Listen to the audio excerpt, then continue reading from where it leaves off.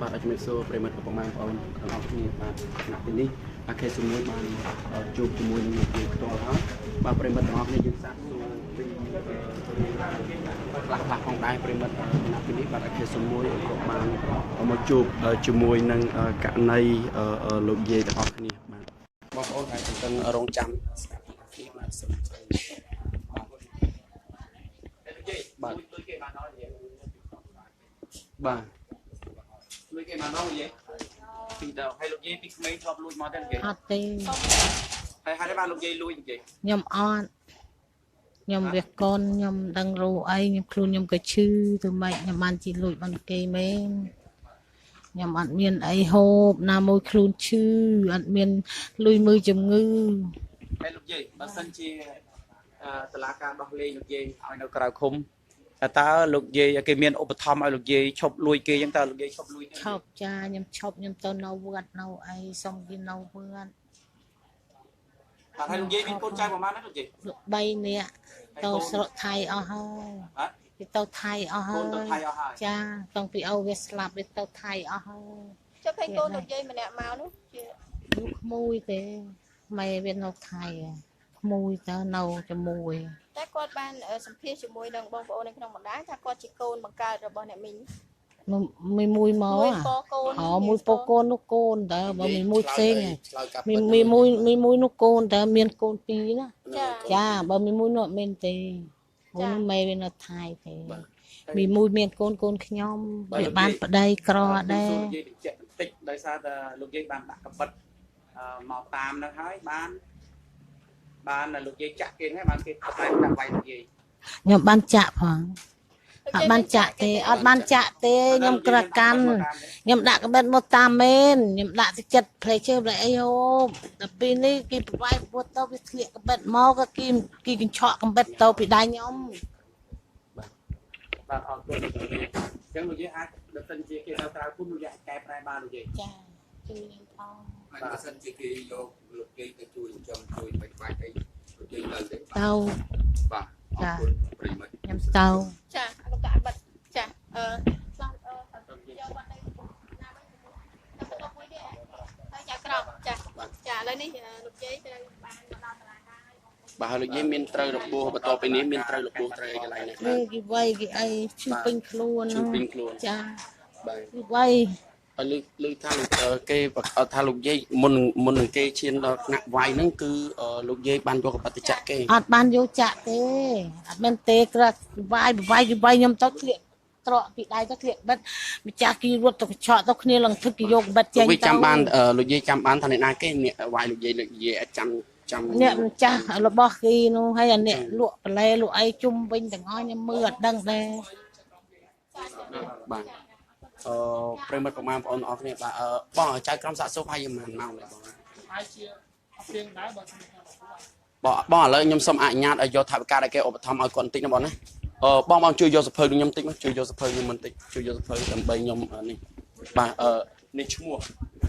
សូមអរគុណដល់ឈ្មោះផងដែរ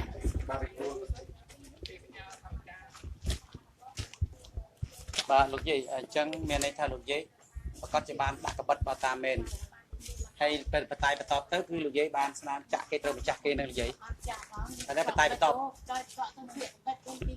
បាទហើយកបិតនឹងលោកយាយដាក់មកធ្វើអីលោកយាយបាទអញ្ចឹងលឺថាអ្នកប៉ោយប៉ែតថាលោកយាយនឹងធ្លាប់លួចគេនឹងតាំងពីក្មេងទៅជាការពិតទេលោកយាយអស់45រៀលបាទហើយកន្លងមកសុំទោសលោកយាយសុំទោសផងលោកយាយណា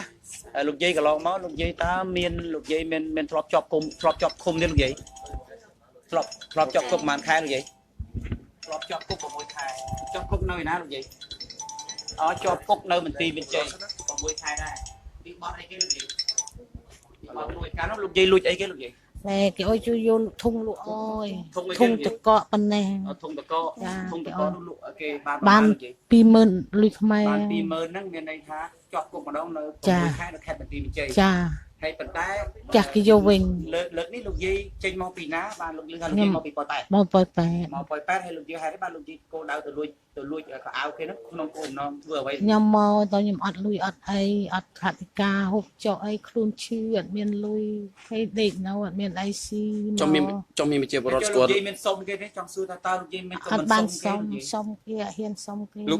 លោកយាយអ្វីដែលខ្ញុំចាប់អារម្មណ៍ប្រិមិត្តទស្សនិកជនជាទីមេត្រីគណៈពេលនេះខ្ញុំបានស្មានសុខាកំពុងតែផ្សាយផ្ទាល់ចេញពីតុលាការ ចុះគេស្គាល់លោកយាយថាចេះលោកយាយសុំមួយចុះគេស្គាល់លោកយាយថាលោកយាយធ្លាប់ដើរលួចគេគ្រប់ស្ទើរតែគ្រប់ខេត្តហើយតើរឿងនេះជាការពិតលោកយាយជួយបញ្ជាក់ប្រាប់ គេខ្វាត់ខ្លួន ខ្ញុំលើកលួចណាគ្រប់ខេត្តខ្ញុំលួចទីមានជ័យមេកពិកពកក្រាស៊ី ចុះលោកយាយធ្លាប់ចូលពន្ធនាគារប៉ុន្មានដងលោកយាយ ចូលម្ដង ចូលម្ដងដែរលោកយាយណា លោកយាយមកធ្វើដំណើរមកបាត់ដំបងនឹងមានកន្លែងស្នាក់អាស្រ័យអីត្រឹមត្រូវទេបាទអត់មានទេហើយដើរត្រាច់ចអញ្ចឹងទៅហើយទៅសម្រាប់នៅកន្លែងណានៅពេលយប់ពេលថ្ងៃអីជាដើមបាទ ឥឡូវទៅពេលវេលាខ្លីមែនទេសូមឲ្យបងអូន K01 ដូចមានអំណោយឲ្យគាត់ បាទអញ្ជើញបង បាទបងសវណ្ណខាមានទេ បាទបងអត់បានអីទេក៏ប៉ុន្តែចាំមើលយើងតិចទៀតយើងនឹងមានការឧបត្ថម្ភអីជាដើមពីបង បាទ$45នេះគឺសូមថ្លែងអំណរគុណដល់បងអុលឧត្តមមានជ័យបាទចំនួន$30000រៀលបាទបងសុផាន់ឌីបាទភ្នំពេញបាទចំនួន$30000រៀលហើយបងនៅបងធ្វើការនៅភ្នំពេញដែរគឺចំនួន40000រៀលហើយបងប្រុសបាទបងប្រុសនៅភ្នំពេញក៏ចំនួនបាទ$40បាទតែជួនកាលធ្វើដំណើរគេសុំ$20និងលោកយាយ$20ហើយមិញណាងបាទមិញណាងចំនួន$10បាទគុណ មានអីអរគុណដល់ប្រិមិត្តដែរ ចាអរគុណប្រិមិត្តទាំងអស់ដែលជួយលុយខ្ញុំសូមអើយមានសេរីភាពមានការងារធ្វើជ័យចាជួយខ្ញុំផង ប្រិមិត្តឪពុកម៉ែបងប្អូនបាទទាំងអស់គ្នាបាទនិយាយដំណើរគាត់បាទបាក់ពើឡើយទេប្រិមិត្តទាំងអស់គ្នាបានមើលទាំងអស់គ្នាអ្វីដែលជាស្ដែងគឺសង្ឃឹមថាបងប្អូនហើយប្រជាពលរដ្ឋទាំងអស់គ្នាដែលកំពុងធ្វើការ live នៅពេលនេះហើយកំពុងតែក្រើកនៅសង្គម Facebook និយាយឲ្យកែងដៃគាត់លើថាគាត់មានជំងឺទឹកនោមផ្អែមផងដែរហើយយើងអត់ទាន់ដឹងថាការសម្រេចនោះបាទយ៉ាងណាយ៉ាងណីទេហើយសង្ឃឹមថាបងប្អូនទាំងអស់គ្នាបាទយើងប៉ុណ្្នឹងទៅបានកែងដៃលោបាទសង្ឃឹមថាបងប្អូនទាំងអស់គ្នាបាទយើងបាទមិនមែនជាគ្រប់គ្រងអីចោលទេក៏ចង់បញ្ជាក់ប្រាប់បងប្អូនថាតោះយើងទៅមុខសាលាដំបូងវិញណាមកយើងទៅមុខសាលាវិញបាទអ្វីដែលជាស្ដែងបាទនេះគឺជាទឹកបាទចាស់ជរាជួយថ្លៃថ្នាំថ្លៃអីហ្នឹងទៅបាទបងជួយយកអីវ៉ាន់បាទយើងទៅបញ្ជាក់នៅកន្លែងនោះផ្ទាល់បាទប្រិមិត្តឪពុកម៉ែបងប្អូនបាទអ្វីដែលជាស្ដែងខ្ញុំគិតបាទនេះគឺជាមនោចេតនាហើយមនោចេតនានេះសង្ឃឹមថាបាទអត់អីបាទហើយមនោចេតនានេះសង្ឃឹមថាបងប្អូនហើយប្រជាពលរដ្ឋទាំងអស់គ្នាបាទK01ជាមួយនឹងមកមួយបងសានមន្ទឿនជាមួយនឹងបាទក្រុមការងារបាទនេះគឺនៅកន្លែងនេះទាំងអស់គ្នាផងដែរបាទអូមករកកន្លែងគោដៅទាំងអស់គ្នាបាទចំពោះបងប្អូនដែលនិយមតាមដាននៅបណ្ដាញបាទអ្វីដែលជាស្ដែងប្រិមិត្តឪពុកម៉ែបងប្អូនហើយគណៈពេលនេះគឺនៅមកសាលាដំបងខេត្តនៅបាត់ដំបងផងដែរដើម្បីតាមដានពីព្រោះលុយជំនួយបាទខ្ញុំបានប្រាប់ហើយថាខ្ញុំអត់ទទួលទេបាទខ្ញុំអត់ទទួលទេប៉ុន្តែបងប្អូននៅតែបន្តការផ្ញើមកមិនទាន់នេះបានអីផងហ្នឹងគាត់បានផ្ញើមកបាត់ទៅហើយប្រិមិត្តឪពុកម៉ែបងប្អូនទាំងអស់គ្នាអ្វីដែលជាស្ដែងហើយគណៈពេលនេះចោលធ្វើចោលឲ្យបានលុយទៀតបាទអ្វីជាមនោចេតនាប្រិមិត្តឪពុកម៉ែបងប្អូនទាំងអស់គ្នាបាទមិនមែនអ្នកណាគ្រប់គ្រងចោលទេគ្មានអ្នកណាគ្រប់គ្រងចោលទេសំបីK01ក៏មិនគ្រប់គ្រងចោលហើយបើK01ក៏មិនគ្រប់គ្រងថាមិនឲ្យគាត់ជាប់ពន្ធនាគារដែរពីព្រោះគាត់ដើរលួចគេស្ទើរតែគ្រប់កន្លែងទៅហើយបាទK01ក៏ដឹងដែរប៉ុន្តែប្រិមិត្តឪពុកម៉ែបងប្អូនទាំងអស់គ្នាបានពិចារណាមើលទៅតាកតងនឹងសម្ដីរបស់គាត់ក៏បានឆ្លើយសារភាពដោយត្រង់ថាគាត់ក៏ធ្លាប់លួចគេដែរបាទហើយគ្មានអ្នកណាគេជួយគាត់បានទេទោសគឺជាទោសបាទដូចបងបាទប៉ាងហៀងបាទគាត់បានលើកឡើងពីល្ងាចមិញអញ្ចឹងបាទអ្វីដែលខុសគឺនៅតែខុសបាទអំពើបាទអាក្រក់គឺគ្មានអ្នកណាគេជួយទេប៉ុន្តែនេះគឺជាមនុษយចេតនាខ្មែរដូចគ្នាបាទហើយK01បាទគឺលួចគេផងហើយនឹងបាទមិញអត់បានស្នើសុំគេស្រួលបួផងបាទនេះអ្វីដែលជាស្ដែងគឺសូមអរគុណដល់សាលាដំបងខេត្តបាត់ដំបងមែនតើដោយបានអនុញ្ញាតមកកន្លែងនេះក្តៅបាទប្រិមិត្តអីខមមិនអីអាចខ្ញុំឆ្លើយតបបាន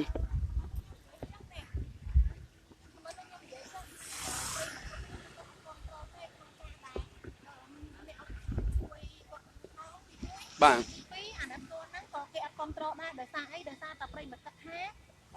គាត់ធ្វើចោលហើយនៅអាណិតគាត់ឲ្យជួយគាត់ទៀតអញ្ចឹងមួយម្នាក់គាត់គាត់ថាចាស់ទៅសុំធ្វើចោលដែរបាទ ចាស់ធ្វើចោលគេអាណិត តែប៉ុន្តែប្រិមិត្តនិយាយត្រូវ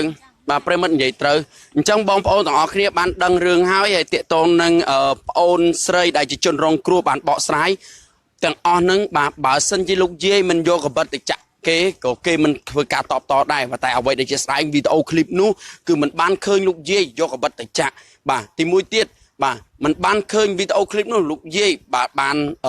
លួចនៅទ្រព្យរបស់ឃើញតែវីដេអូឃ្លីបមួយចំនួនបាទគឺនៅពេលដែលយកកៅអីសំពងតែម្ដងបាទទាំងនេះហើយបានជាប្រិមិត្តឆ្ងល់ទាំងអស់គ្នាទីមួយផ្សេងទៀតគឺប្រិមិត្តមួយចំនួនគឺគាត់អត់បានស្គាល់លោកយាយនេះផ្ទាល់តែម្ដងបាទអត់ស្គាល់បានលោកយាយបាទហើយប្រិមិត្តមួយចំនួនដែលគាត់មានការអាណិតអាសូរនេះគឺគាត់មិនដែលបានជួបហេតុការណ៍ដែលចោលលួច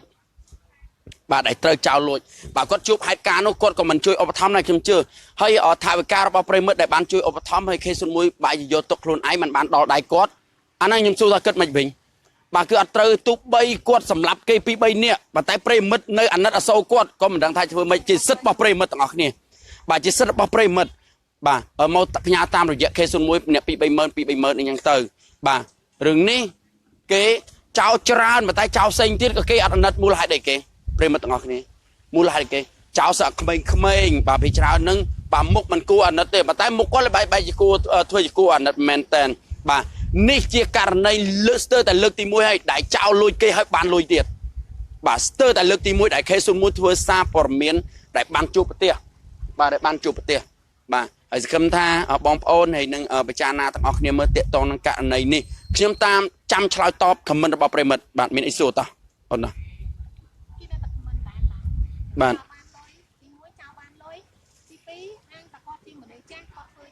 បាទអូខេត្រឹមត្រូវបាទបាទនៅមានអ្នកអាណិតចោលបាទនៅមានអ្នកផ្ដល់ជំនួយឲ្យហើយយល់គឺមតិស្ទើរតែទាំងស្រុងដែលគាត់និយាយថាអត់គ្រប់ត្របាទមិនគ្រប់ត្រការអាណិតចោលការពិតអ្វីដែលជាស្ដែងយើងបានឃើញហើយតាមពីបងប៉ូលីសវាអើប៉ូលីសឲ្យយកថាវិការទៅជូនលោកយាយដែលលោកយាយជាជនសង្ស័យបាទបើសិនជាយើងអាណិតអញ្ចឹងនឹងមានជនឆ្លៀតឱកាសបាទជនឆ្លៀតឱកាសក្រោយទៀតបាទដើម្បីឲ្យមានការអាណិតបន្តទៀតបាទការពិតគឺវាអញ្ចឹងបាទការពិតគឺវាអញ្ចឹងបាទចូលលក្ខណៈលោកយាយនេះលោកយាយបើសិនជាត្រូវតឡាការសម្រេចថាត្រូវដោះលែងពីមន្ទីរឃុំឃាំងខ្ញុំគិតថាប្រហែលជាគាត់មិនអាចឈប់បានទេតាមមើលបាទនេះគាត់ជាការបដោះអាសន្នមកខេសុនមួយពីព្រោះគាត់បានឆ្លើយគាត់ធ្លាប់លួចគេនៅកន្លែងនេះនៅកន្លែងនោះសពបែបយ៉ាងទាំងអស់បាទពីព្រោះអ្វីដែលបានទទួលហើយប្រិមិត្តដែលជាម្ចាស់លុយហ្នឹងខេសុនមួយមិនលុយទៅដល់លោកយាយនៅលុយទៅដល់លោកយាយនៅអើយឈឺក្បាលយប់មិញឈឺក្បាលហ្មងបាទប្រិមិត្តមួយចំនួនបាទអញ្ចឹងសុំប្រិមិត្តមួយចំនួនបាទបានឃើញបាទលុយគឺថាឱកាសបានមកដល់លោកយាយឯងបាទសរុបទាំងអស់$45បាទហើយអរគុណច្រើនប្រិមិត្តដែលឧបត្ថម្ភនៅការធ្វើដំណើរជាពិសេសបងស្រីនៅឯប៉ោយប៉ែតចេះដឹងបានឧបត្ថម្ភថ្លៃសទ្ធាគារបាទដល់ K01 ជាមួយនឹងក្រុមការងារហើយសង្ឃឹមថាប្រិមិត្តទាំងអស់គ្នាប្រហែលជាយល់អញ្ចឹងដូចគ្នាប៉ុន្តែចង់បញ្ជាក់ប្រិមិត្តមួយចំនួនផងដែរបាទឆ្លៀតឱកាសនេះK01 សូមបញ្ជាក់ប្រិមិត្តមួយចំនួនបាទខ្ញុំគិតថាវ័យប្រហែលប៉ុនគាត់គឺគេអត់ដល់ថ្នាក់ធ្វើចោលនោះទេប្រិមិត្តពីម្សិលមិញហេតុអីអនគេពីម្សិលមិញK01ទទួលបានទូរស័ព្ទប្រហែលជា3ដែលត្រូវលោកយាយធ្លាប់លួចគាត់បាទហើយមានកបិតចឹងដូចគ្នាខ្ញុំមិនដឹងថាជាក្រុមបាទបងប្អូនអ្នកផ្សារឬក៏យ៉ាងម៉េចខ្ញុំអត់ដឹងទេបាទនៅដល់មានជ័យត្រូវនៅដល់មានជ័យបាទដល់មានជ័យហើយគាត់តែប្រាប់ថាត្រូវបានលោកយាយលួចបាទលួចបាទអានេះគឺជាសម្ដីរបស់គាត់អញ្ចឹងបើសិនជាច្បាប់បាទនេះមិនមែនត្រឹមតែលួចទេគឺបាទប៉ុនប៉ងគេហៅថាប៉ុនប៉ងមនុស្សឃាតបាទដូចជាយកកបិតអីទៅចាក់អញ្ចឹងឧទាហរណ៍បើសិនជា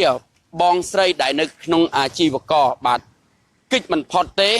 បាទកបិតមកចំពោះតាអ្នកណាគេចិញ្ចឹមកូនបាទគាត់មានកូន2ទៀតបាទតាអ្នកណាគេទទួលខុសត្រូវអ្នកណាគេទទួលខុសត្រូវ តែអ្វីដែលជាស្ដែងចំពោះជំនួយលោកយាយនេះ K01 សុំខុសតែប៉ុណ្ណឹងពីព្រោះ K01 អត់មានពេលមកទៀតទេ K01 ត្រូវទៅបាត់ដំបងហើយអញ្ចឹងតាកតងបាទទៅភ្នំពេញបាទតាកតងនៅរឿងជំនួយអីបងប្អូនចង់ជួយលោកយាយអីអាចមកផ្ទាល់ទីនេះបានសង្ឃឹមថាបងប្អូនហើយនឹងស្វែងយល់ទាំងអស់គ្នាតាកតងនឹងករណីនេះបាទអត់មានបងប្អូនមួយចំនួនបាទគឺជេរបាទប្រមាថកាត់ជាទៅដល់បងប្អូនយើងដែលជាអាជីវករនៅក្នុងផ្សារតែម្ដងបាទសិតតស្អីគេខោអាវមរៀលខោអាវអីចឹងបាទគឺជាខ្មែរដូចគ្នាគឺជាមនុស្សដូចគ្នាទេមិនចាំបាច់ដល់ថ្នាក់នឹងទេបាទខោអាវពីរដុំហ្នឹងគឺអស់លុយច្រើនបាទអាហ្នឹងយើងមិនមែនថាកាន់ជើងខាងណាទេអស់ច្រើនមកគាត់ដែរគាត់ខំបើសិនជាគាត់លក់មួយថ្ងៃហ្នឹងគាត់អត់ចំណេញបានខោអាវពីរដុំហ្នឹងដែរនេះជាកម្លាំងញើសឈាមរបស់គាត់បាទទោះបីមិនថាជាណាទេសូម្បីតែយើងក៏យើងខឹងដូចគ្នាប៉ុន្តែយើងមិននេះទេគ្រាន់ថាអ្វីដែលអាជីវករខុសហ្នឹងគឺខុសវាយគាត់តែម្ដងប៉ុន្តែបងឯងត្រូវបញ្ជាក់ផងថាបងស្រីដែលជាជនរងគ្រោះគាត់អត់មានបានវាយអីទេបងស្រីជាជនរងគ្រោះអត់មានបានវាយអីវាយលោកយាយអីទេគឺអ្នកដែលស្អប់ចោលនិយាយទៅអ្នកដែលវាយហ្នឹងគឺជាបរិបទដែលគាត់ទៅផ្សារទៅដែលស្អប់ចោលហ្នឹងបានដល់ថ្នាក់ឃើញអញ្ចឹងពេកបាទលួចគេហើយត្រូវយកនេះយកក្បិតមកចាក់គេទៀតអ្វីដែលកន្លែងហ្នឹងហើយដែលគេសុំមួយចង់បញ្ជាក់ឲ្យបានដឹងច្បាស់បាទតាមចម្លើយរបស់សារភាពគាត់បាទមិនទទួលសារភាពថាគាត់បានចាក់គេទេបាទបើសិនជាមិនបានចាក់អញ្ចឹងមានតែបងស្រីយកក្បិតមកឈោកខ្លួនឯងបាទក្រៅក៏វាបតែបតបឲ្យតែប៉ុណ្្នឹងឯងដើម្បីកុំឲ្យគេមកចាប់គាត់តែប៉ុណ្្នឹងទេតោះប្រិមិត្តមានខមមិនអីទៀតយើងឡាយបន្តិចទៀតទៅដើម្បីឲ្យអស់ចិត្តប្រិមិត្តគាត់ខមមិនមករឿងនេះហ្នឹងតែនិយាយហ្នឹងអត់កែទេបាទនឹងលួចទៀតហើយអីអញ្ចឹងហ្នឹងតេតងនឹងលោកយាយនឹងផ្ទាល់ផងដែរប្រិមិត្តឪពុកម៉ែបងប្អូនបាទតេតងនឹងលោកយាយបាទឥឡូវនេះគឺសាលាដំបងបានហៅគាត់ចូលទៅកន្លែងចៅក្រមកន្លែងកាត់ក្តី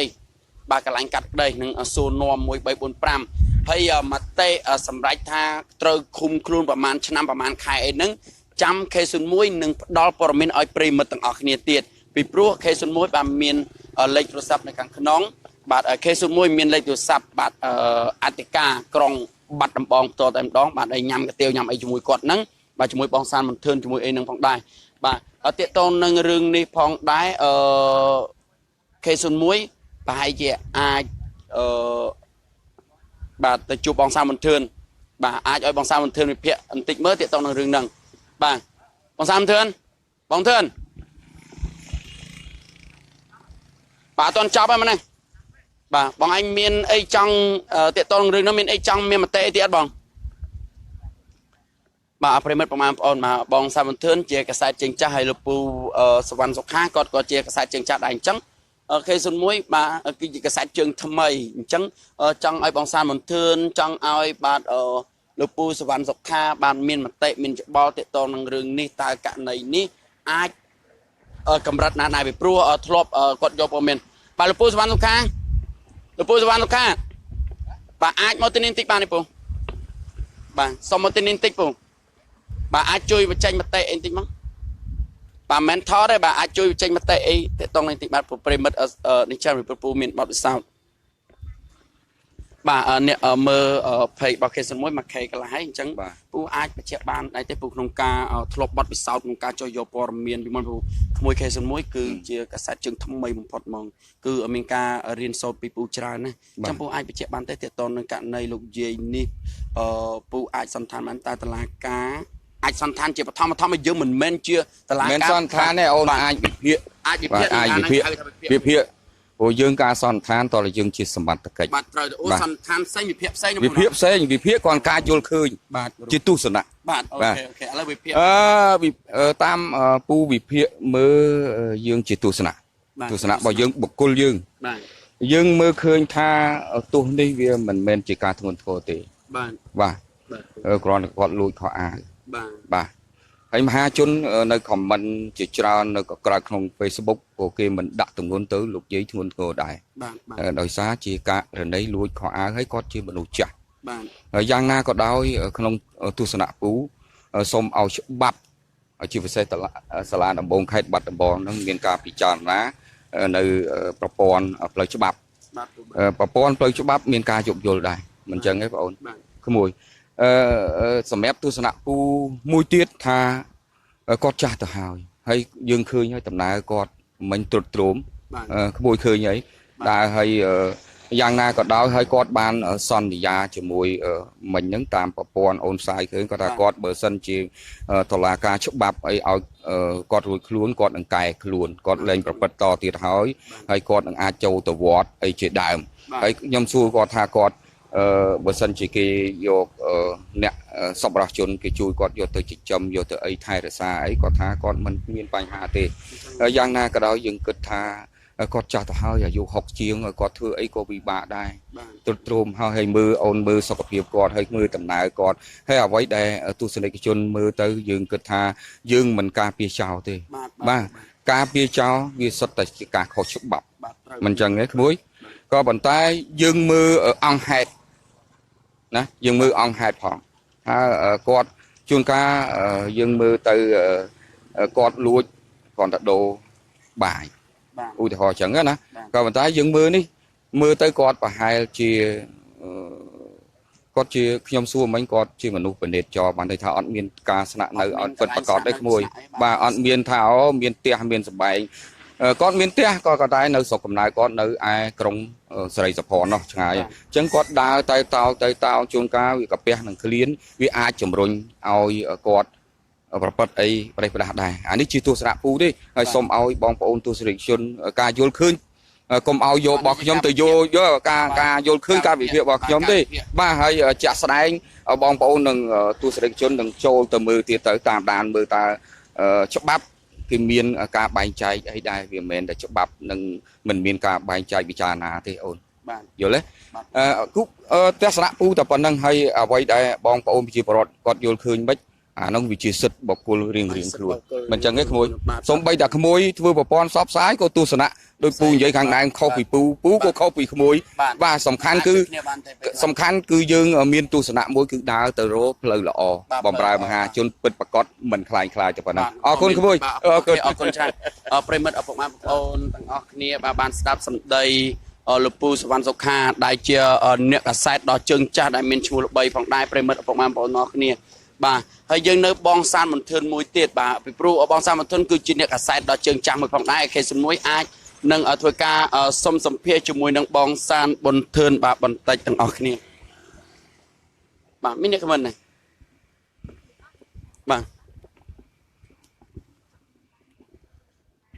បាទប្រិមិត្តអបងាមបងប្អូនទាំងអស់គ្នាដោយសារប្រិមិត្តទាំងអស់គ្នាចង់ជួបជាមួយនឹងវិការវិភាគរបស់បងសានប៊ុនធឿនបន្តិចអញ្ចឹងជួបជាមួយនឹងបងប្រុសបាទបងសានប៊ុនធឿនដែលជាអ្នកសារព័ត៌មានដល់ជើងចាស់ដែលអ្នកសារព័ត៌មានដែលបងប្អូនប្រិមិត្តទាំងអស់គ្នាបាទល្បីទៅទីពេញពិភពលោកតែម្ដងបាទជាមួយនឹងបងប្រុសបាទជម្រាបសួរបង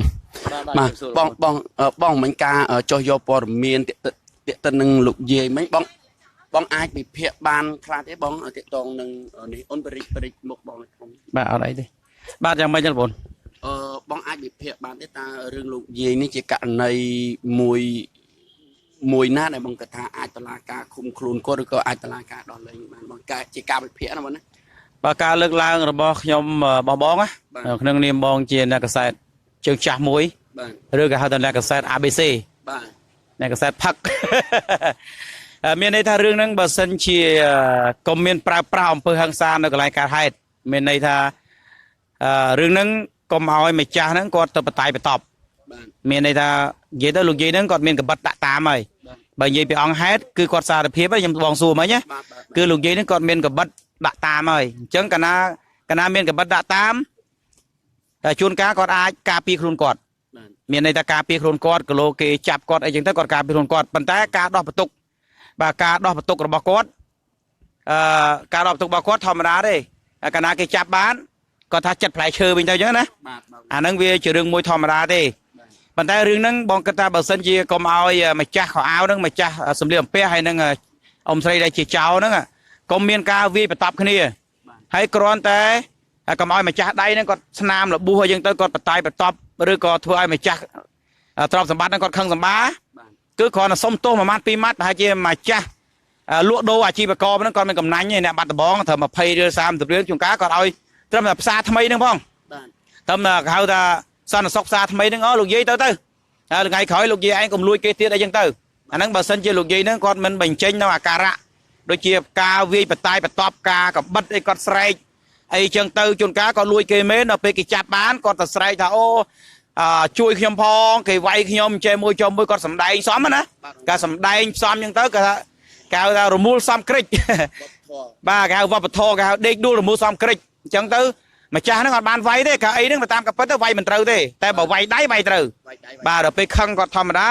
ខឹងស្នាមដៃរបស់គាត់អញ្ចឹងដល់ពេលខឹងស្នាមរបស់គាត់រឿងហ្នឹងបើសិនជាកុំមានអ្នកលេង Facebook បាទឥឡូវគេដឹកយាយទៅវិញហើយបាទសុំទៅថតគាត់ទេបើព្រាមឈប់តិចមកគាត់ថតបាទលោកយាយទៅឈប់ឲ្យបងឈប់ចុចសុំថតមួយបងបាទអើយបាទមានដល់មកឥឡូវដឹកលោកយាយទៅណាវិញបងដល់លោកយាយទៅណាវិញបាទដាក់ស្នងការតបបងអបតិបងប្រជាពលរដ្ឋគ្រប់ត្រឆានអញ្ចឹងមានន័យថាដូចខ្ញុំនិយាយអញ្ចឹងបើសិនជាលោកយាយនឹងគាត់កុំគេហៅថាយកកបិតប្រើកបិតនឹងបតែបន្ទប់នេះទៅកាលណាយើងជាចោលកាលណាឈ្មោះយើងជាលោកយាយហៅលោកយាយជាចោលម្ដាយគេម្ដាយយើងអាណិតគាត់ក្នុងនាមគាត់ជាមនុស្សចាស់កើតលើលោកយើងនេះគ្មានអ្នកណាមួយចង់ធ្វើចោលទេហើយក៏គ្មានអ្នកណាមួយចង់ធ្វើស្រីខូចដែរសិតតែមានកលៈទេសៈណាមួយគាត់តល់គេហៅថាតល់គិតអីមិនចេញវិលយើងទៅហើយអាការលួចខោអាវគេនឹងតម្លៃវាចូល10 20រៀលទេយើងវាយតែ$30សោះច្រើនបំផុតអញ្ចឹងអង្គហេតុប៉ុណ្ណឹងវាអត់មានអីត្រូវអស្ចារ្យទេអញ្ចឹងដោយសារតែអ្នកលេង Facebook ហ្នឹងក៏ផុសចុះឡើងទៅក៏ដឹងដល់ផ្អើលអីចឹងទៅដឹងដល់ថ្នាក់លើដឹងអីចឹងទៅក៏ចាប់ផ្ដើមគេធ្វើការទៅតាមផ្លូវច្បាប់ហើយស្របពេលដែលមានបញ្ហាភ្លាមហ្នឹងបើតាមបងទទួលព័ត៌មានហ្នឹងគឺម្ចាស់ដែលលក់ដូរនៅផ្សារ13មករាផ្សារថ្មីហ្នឹងគឺគេអត់ដាក់ពាក្យប្តឹងទេបាទអត់ដាក់ពាក្យប្តឹងទេដោយសារតែគាត់ខឹងអ្នកលេង Facebook ប្រអាប់គាត់ថាណាអ្នកលក់កៅអៅផ្សារហ្នឹងអន់ណាអ្នកដែលថតវិញគាត់ថាពួកអ្នកផ្សារថ្មីស្ទើរតែផ្សារលេខទឹកអា13មករាលក់កៅអន់ណាហើយអញ្ចឹងឯមនុស្សអាក្រក់អញ្ចឹងគាត់ខឹងអាកន្លែងហ្នឹងអ្នកដែលផុស Facebook ហ្នឹងបាទ Facebook ចេះតែបខូចអ្នកផ្សារថ្មីអញ្ចេះមួយអញ្ចោះមួយមើងងាយគាត់ទៅតាមពិតអ្នកបាត់ដំបងមនុស្សចិត្តទលេណាហើយខ្ញុំគិតថាបងស្រីហ្នឹងគាត់អាក្រក់តែមាត់ទេបើតាមខ្ញុំដឹងគេហៅមនុស្សអាក្រក់តែមាត់គេហៅថាតាមពិតគេហៅថាស៊ីអស់ហីឯមនុស្សអញ្ចឹងបងស្រីហ្នឹងគេថាអាក្រក់តែមាត់ទេវោកវាបើសិនជាគេក្មួយអើយធ្វើម៉េចយកយាយអត់មានលុយសុំទោសតែបន្តិចបងស្រីនឹងឲ្យទៅបាត់ហើយបាទពីព្រោះអ្នកបាត់ដំបងអស់ហើយអ្នកចិត្តទលីទៅអ្នកចាយលុយទលីទៅហើយជួនកាលតែមើលទៅលួចរបស់គាត់ហើយស្រាប់តែអ្នកផ្សេងមកវាយបហាផ្សាររបស់គាត់ទៀតវាប៉ះពាល់ដល់អាជីវករដែលលក់ដូរផ្សារថ្មីនេះប៉ះពាល់របស់គាត់កិត្តិយសរបស់គាត់ក៏ទៅមិនចាអ្នកលក់ផ្សារថ្មីតែប៉ែមិនគ្រាន់តែប៉ុណ្្នឹងរឿងវាយតប់គេអីផ្សេងអញ្ចឹងទៅគាត់អន់ចិត្តហើយគាត់អន់ចិត្តណាមួយនៅលេង Facebook មើលតែមកចំហៀងមើលតែចំហៀងឃើញគាត់វាយចោលកន្លែងចោលចាក់គាត់ចាក់អត់ឃើញចាក់គាត់អត់ឃើញលួចរបស់គាត់អត់ឃើញអញ្ចឹងគាត់ឈឺចាប់អាលួចវាមកជុំឯងងុំវាចាក់គាត់ទៀតបាទចេញឈាមអញ្ចឹងជួនកាលវាបញ្ហាគាត់ធ្វើខឹងហើយគាត់មិនដាក់ពាក្យប្តឹងទេប៉ុន្តែដល់ពេលអ្នកលេង Facebook នឹងចាក់គាត់មើលងាយគាត់បន្ថែមគាត់ដុតបន្ថែមគាត់ទៅបណ្ដោយហើយអ៊ីនឹងមកតាមជួបបងសំសុទ្ធទិញ ABC បងមួយកេះផងហើយមួយកេះ30រៀលមានអីគាត់ត្រូវចិត្តករីប្រពន្ធអ្នកបាត់ដំបងអ្នកផ្សារលើហ្នឹងជាសិស្សមនុស្សចិត្តល្អចិត្តបានហ្នឹងមនុស្សសភាពរៀបសារចូលចិត្តសិល្បៈចងប់ហ្នឹងសិល្បៈនៃការចែករំលែកសិល្បៈអញ្ចឹងមិនមានអីហើយរឿងហ្នឹងដល់ពេលដល់តុលាការទៅប៉ូលីសគាត់បញ្ជូនមកតុលាការប៉ូលីសគាត់ធ្វើការទៅតាម24ម៉ោងឯង24ម៉ោងមួយយប់មួយថ្ងៃអញ្ចឹងហោះផុតដៃប៉ូលីសអញ្ចឹងរឿងហ្នឹងតុលាការគាត់ពិចារណាថាលោកយាយហ្នឹងដូចជាម្ដាយកាលណាមួយអ្នកលេង Facebook ច្បាប់ក៏គេកាត់ដែរអ្នកលេង Facebook ខ្លះបងអូនស្រីក៏គិតថាគាត់មើលតែមកចំហៀងអើយលោកយាយឲ្យក៏អាវយកគាត់មិនកាន់ជើងចោលទេនៅលេខ Facebook គាត់លើកចេះគាត់មិនកាន់ជើងចោលទេក៏ប៉ុន្តែទ្រព្យសម្បត្តិប៉ុណ្ណឹងហើយទៅវាយគាត់ចឹងគាត់ជាម្ដាយគាត់ជិះបើគាត់ស្លាប់ទៅអ្នកវាយហ្នឹងមិនមានទោសបើតាមការពិតហ្នឹងយាយហ្នឹងក៏ត្រូវមានទោសហើយអ្នកដែលវាយយាយហ្នឹងក៏មានទោសដែរបាទមានប្រើបើជាផ្លូវច្បាប់ណាលោកយាយហ្នឹងក៏មានទោសលួចគេត្រូវមានទោសហើយអ្នកយកកៅអីវាយយាយហ្នឹងក៏មានទោសអាហ្នឹងទៅតាមផ្លូវច្បាប់តែបើផ្លូវគេហៅថាពង្រីកបង្រួមទំនាស់ពង្រីកការសាមគ្គីអញ្ចឹងវាអត់មានអីទេហើយបងគិតថារឿងហ្នឹងតុលាការមិនដាក់គុកគាត់ទេពីព្រោះតុលាការបាត់ដំបងដូចបងនិយាយចឹងរឿងវាអត់មានអីធំរឿងវាតិចតួច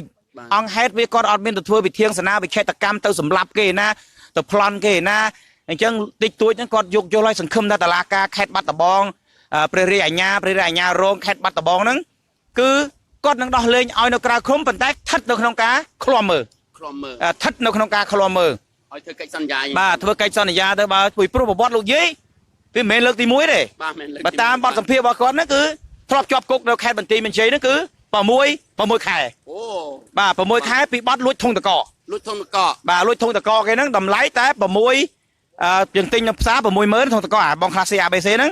ប៉ុន្តែគាត់យកទៅលក់ឲ្យគេបាន20000ត្រូវបាន សាលាដំបងខេត្តបន្ទាយមានជ័យចាប់គាត់ដាក់គុក6 ខែ បាទ ហើយគាត់ក៏បានសារភាពតែគាត់ជាប់គុកមួយអញ្ចឹងការធ្វើចោលរបស់គាត់នេះមិនមែនលើកទី1ទេ មិនលើកទី1ទេ អញ្ចឹងបងប្អូនខ្លះក៏ បាទ បាទ អាជីពហ្នឹងណា បាទបងប្អូនខ្លះក៏សម្ដែងនៅការអាណិតអាសូរ អាណិតអាសូរ ដែលមិនបានធ្លាប់គេលួច ធ្លាប់គេលួច ធ្លាប់គេបាត់គេបោកអ្នកខ្លះដែលធ្លាប់ឃើញនិយាយហ្នឹងគាត់ថាអូក៏លួចជាអាជីពហើយ បាទ អញ្ចឹងបើផ្លូវមនោចេតនាអើយគាត់ចាស់ហើយចោលដែរចោលចាស់បើវាយគាត់ទៅអាណិតគាត់បើចោលក្មេងៗមានសាច់វាយក៏វាយទៅ បាទ ក៏ប៉ុន្តែបើតាមសម្ដីប៉ូលីសគាត់ថារឿងយ៉ាងណាយើងកុំឲ្យថាចេះតែវាយតបទុកឲ្យប្រព័ន្ធច្បាប់ជាអ្នកដោះស្រាយអាចោលលួចបន្តអញម៉ាំង បាទ អញ្ចឹងទៅកំហឹងរបស់ប្រជាពលរដ្ឋគេហៅតុលាការប្រជាពលរដ្ឋ បាទ បាទមកមិនទាន់នឹងហាមចរិត បាទ បាទក៏ប៉ុន្តែគាត់ថាឥឡូវនេះយើងធ្វើម៉េចយើងទុកឲ្យច្បាប់លោកអ្នកដោះស្រាយទៅបាទធម្មតាហើយយើងអ្នកកសែតឬបានតែផ្សាយទៅ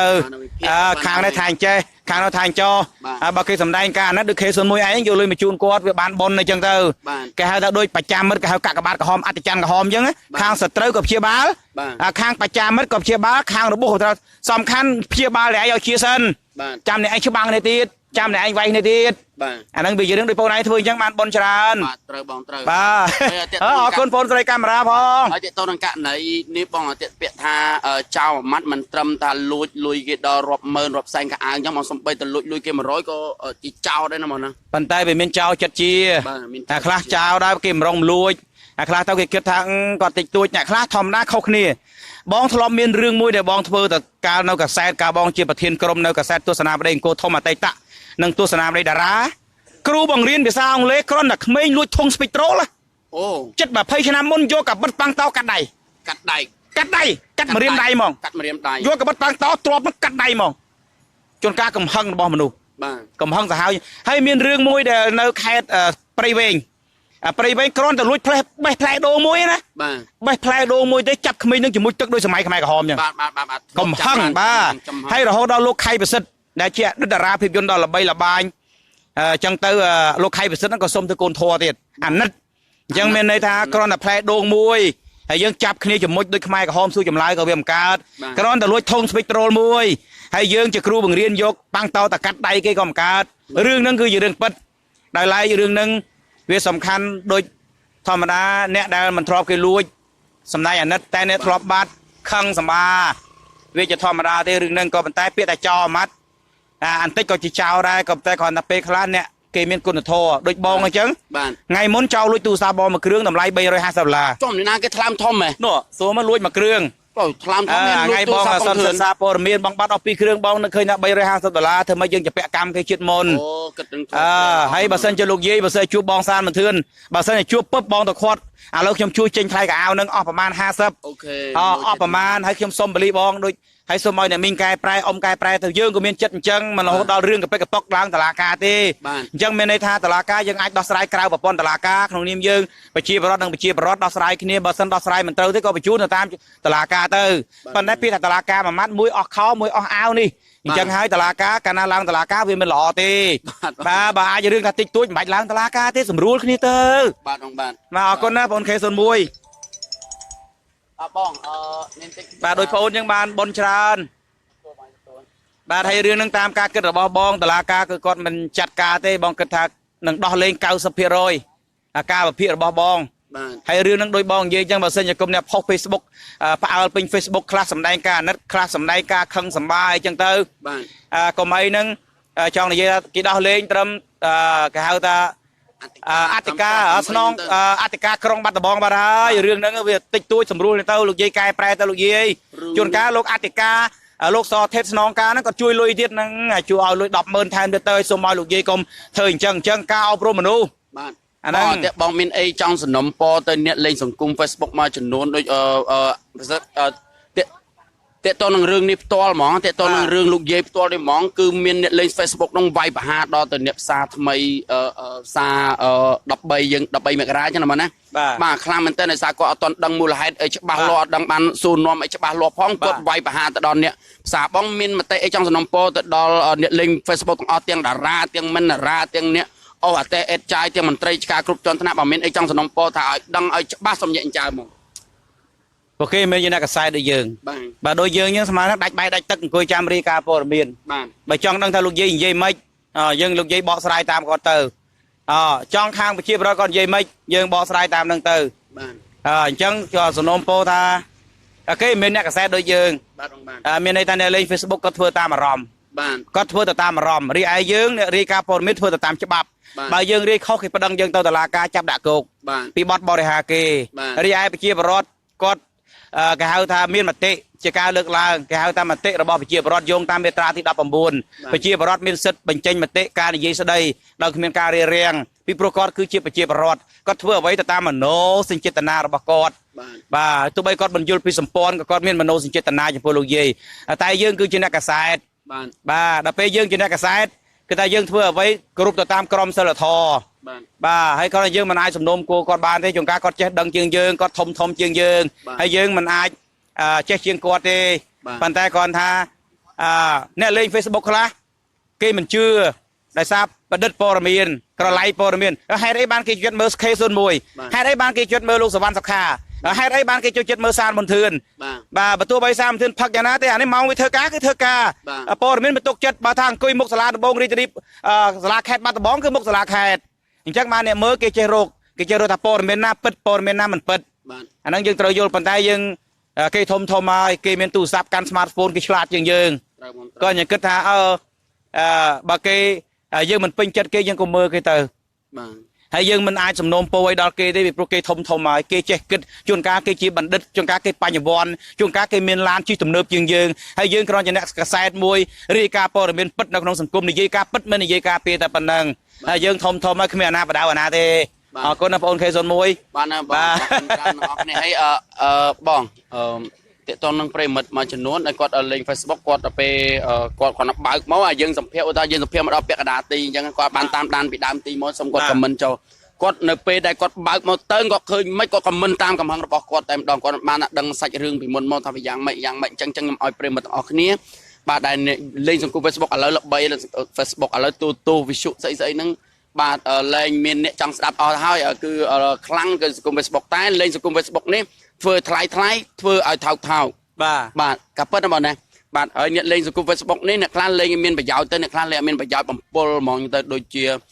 ការងារមួយចំនួនទាក់ទងនឹងគឺជាស្ដែងដូចជា live នៅពេលដែលគាត់មិនបានចូលរួមក្នុងការ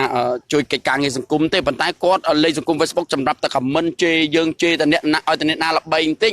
បាទគាត់ជេរយើងយកតែម្ដងបាទអាកន្លែងហ្នឹងដែលខ្ញុំសម្ដែងការមិនពេញចិត្តតែម្ដងយើងធ្វើចាំតខអាអ្នកធ្វើចាំតខអាអ្នកមើលចាំមកត្រូវហ្មងបាទរឿងហ្នឹងគឺអញ្ចឹងដូចបងវិភាគអញ្ចឹងបានល្អមែនតើហើយប្រិមិត្តទាំងអស់នេះគ្រប់គ្រងបងមែនតើពាក្យសម្ដីបងបានវិភាគមិញហើយបាទពីព្រោះចេះយើងស្លឹងថ្លែងបើមិនសិនតែយើងមិនផ្សាយព័ត៌មានពិតទេយើងចំណាយពេលអស់សាំងឡាន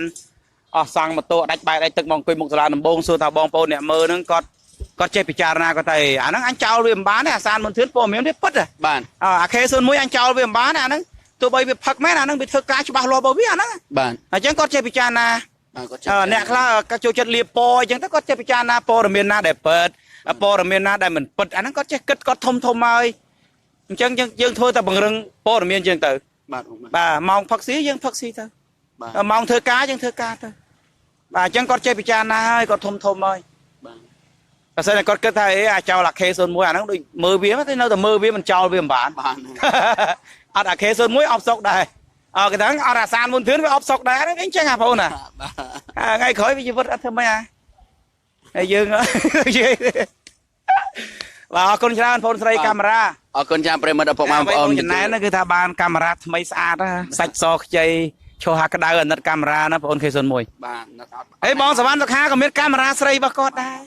ហើយបងឃើញហ្នឹងម៉ូសាហ្នឹងដូចកាមេរ៉ាប្រុសវិញបាទកាមេរ៉ាបងគឺកាមេរ៉ាមកខាងនេះមកកាមេរ៉ាបាទកាមេរ៉ាមកគួយនេះបាទនេះកាមេរ៉ាសាលមកធឿនបាទបងសវណ្ណសុខាកាមេរ៉ាមកនេះមកគូបាទមកខាងនេះមីអូនអាវខៀវមកគួយនេះមីអូនមកខ្ចីធ្វើកាមេរ៉ានេះមីអូនណាគេមីអូនអាវខៀវនេះណាគេសាច់ឈាមមកមីអូនមួយពេកបោះអូនរហូតមីអូនមកគួយនេះមីអូន3យូរហើយមកគួយមកមកជ័យមកគួយនេះហើយជួយថតជួយសុំមកខ្ញុំអត់ខាងនេះគួយក្តៅនេះបាទប្រិមិត្តមកបងសួរអូនឯងហេបងសួរតិចអូនឯងមើលទៅដូចមីម៉ាយចាបងចាបងមីម៉ាយមែនចាចង់ញ៉ែគេសានបំធឿនអូនឯងម៉ាយមែនចាបងម៉ាយកូនមានកូនប៉ុន្មានកូន1នាក់ប្រុសស្រីកូនប្រុសអាយុ73ឆ្នាំហើយមិនចង់បានប្តីទេអត់ទេលែងចង់បានហើយបងហេតុពេក ហើយប្តីមុនមិនប្តីមុនមិនអញ្ចឹង បែកគ្នាហើយ បែកគ្នាហើយ ចា អូនយកសោឡានយកទឹកបងញ៉ាំតិចមក អត់ទេអត់ត្រូវការទេបងឥឡូវកំពុងតែមានទុកមានគិតរឿងចឹងអត់ទេបងមិនធឿន ពោះម៉ែនបាន ខ្ញុំ1.66ម៉ែត្របង អាមួយតងន់បានអូន អូឥឡូវប្រហែលចិត្តឲ្យដែរបង ចិត្តហើយបាទអរគុណណាស់ ចា ហើយខែល្ងាផងអត់មានចង់បានប្តីបានអីទេ បងសួរខ្ញុំមកពេលមានទុកខ្ញុំឆ្លើយ និយាយលេងទេបងស្រី អរគុណច្រើនណាស់ប្រិមិត្តបងប្អូនទាំងអស់គ្នាបាទរកមកឆ្កនៅប្រការណាមួយក៏សំខាន់តែនឹងជាស្រ័យអំពីសំណាក់ K01 ក៏ដូចជាបងសានមន្ទឿនគ្រាន់តែវិភាគមិនមែនជាសមត្ថកិច្ចក្នុងការវិនិច្ឆ័យនោះទេហើយក៏ដូចជាលោកពូសវណ្ណសុខាគ្រាន់តែវិភាគដូចគ្នាគឺជាមតិរៀងៗខ្លួនសម្រាប់អ្នក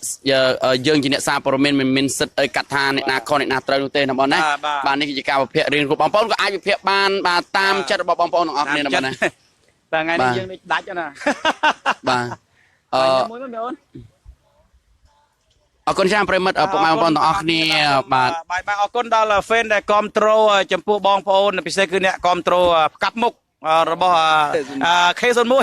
បាទឲ្យដល់ផ្កាប់មុខ K01